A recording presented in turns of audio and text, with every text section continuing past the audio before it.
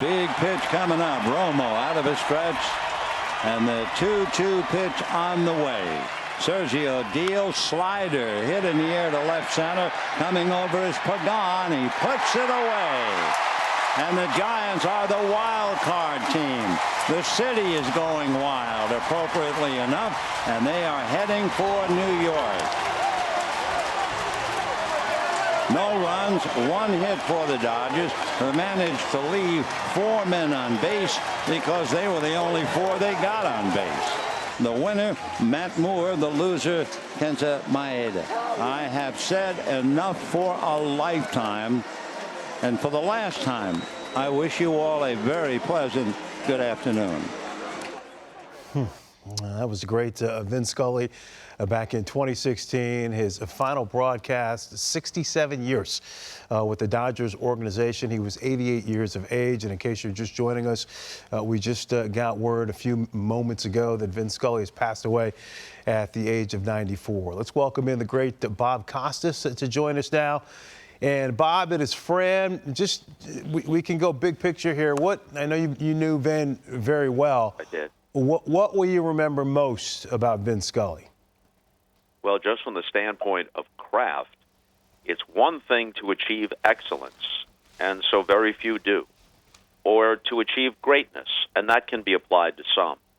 But with Vin, it was utter mastery. It was breathtaking, the command he had of the crowd. He had that distinctive and pleasing voice and all the right inflections. He never shouted, but he had various places on the scale that he could go to depending on the circumstances. He seemed to just understand. Inherently, he understood the pace and rhythm of baseball. He had all the knowledge built over all those years and all the personal frame of reference. And then on top of all that, on top of the supreme talent that he brought to it, the eye for detail, the telling phrase, the command of language, all those things, you have to consider the circumstances of his career.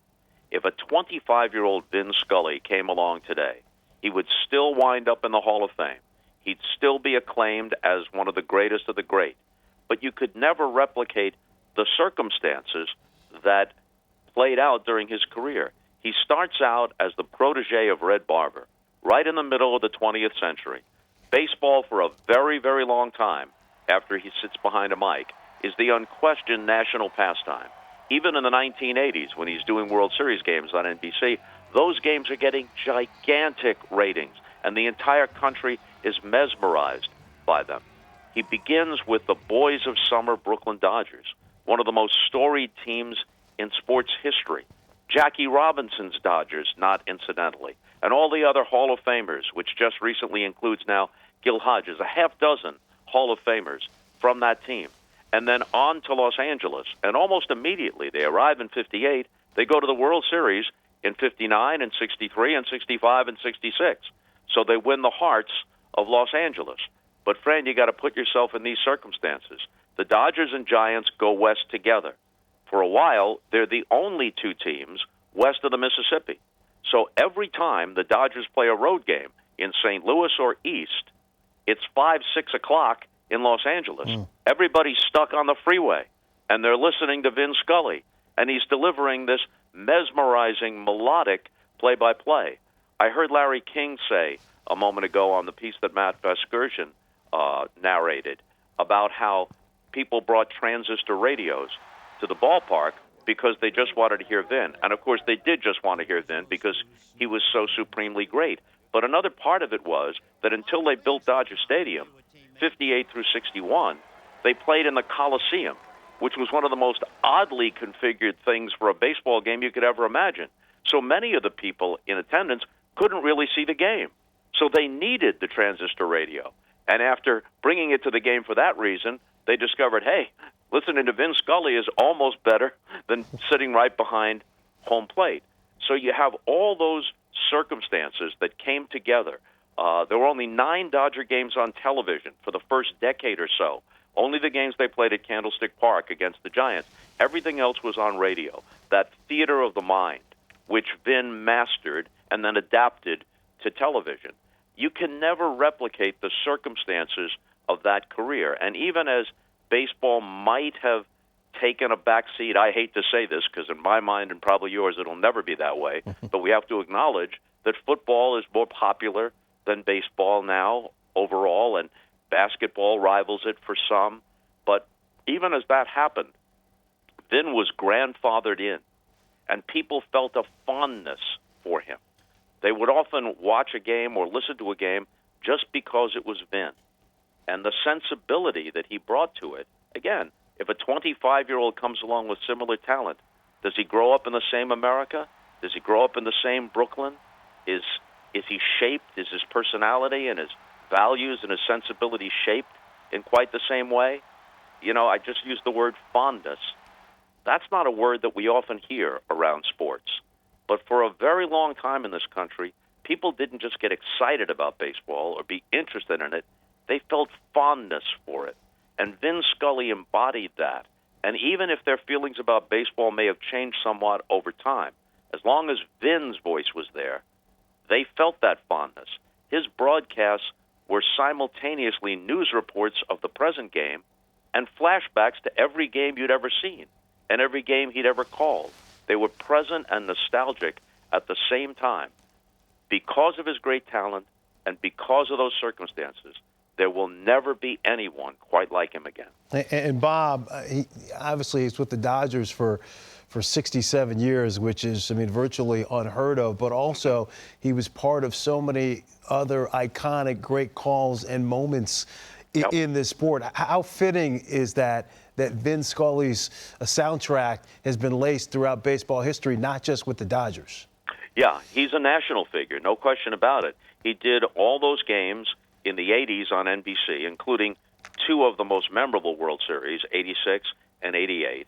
And until some point in the mid-'70s, NBC would always take one of the local announcers, so Mel Allen from the Yankees or whatever it might be, and the Dodgers were frequently in the World Series, so Vin would be on as the Dodger announcer.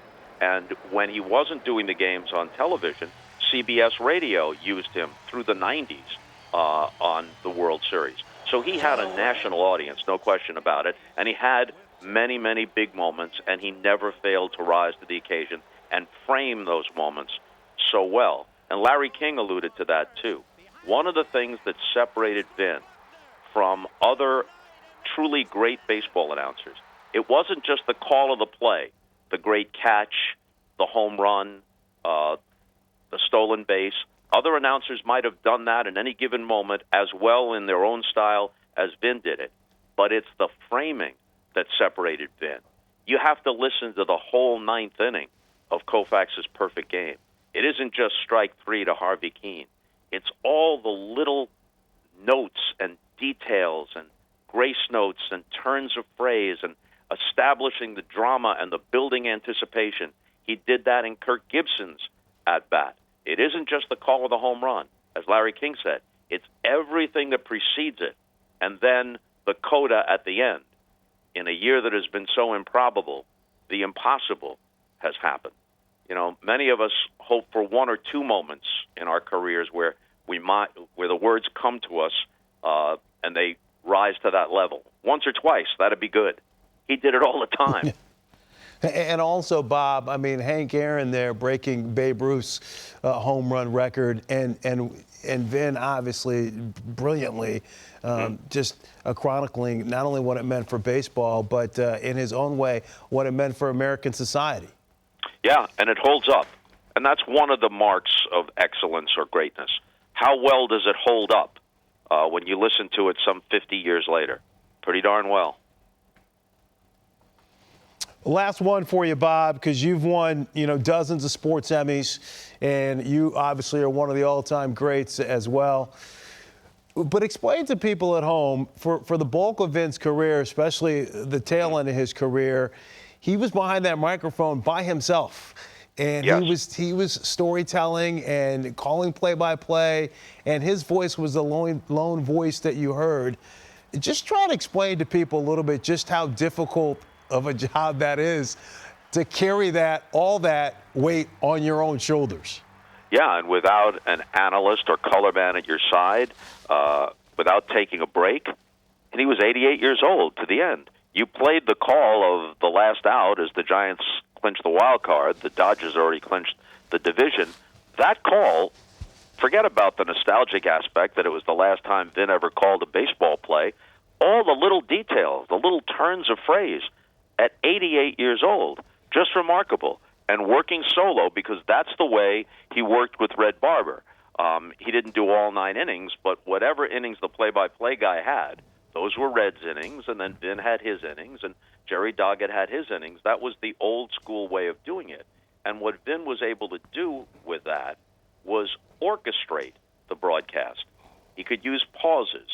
He could use turns of phrase. He could begin to tell a story and not worry that he was stepping on anybody else, foul back to the screen or ground ball to shortstop. He'd note it, and he'd continue with the story. And maybe this is a little bit too inside baseball broadcasting, but over the last 15, 20 years of his career, I certainly noticed that a Dodger game on television was just about the only sports event that was directed from the inside out. And what I mean by that was the director was always following Vin. Vin wasn't following the director. Vin would put an appropriate caption under any picture that popped up on the screen. But the people in the truck knew, let's not do anything that gets in the way of Vin telling a story. So if Vin was telling a lovely 3 or 4 minute story, some appreciation of some ball player of the past who'd passed away, or some recollection of a funny story, and someone hit a double into the right field corner, Vin would note that. There was no reason to show a replay of that. It would just truncate Vin's story.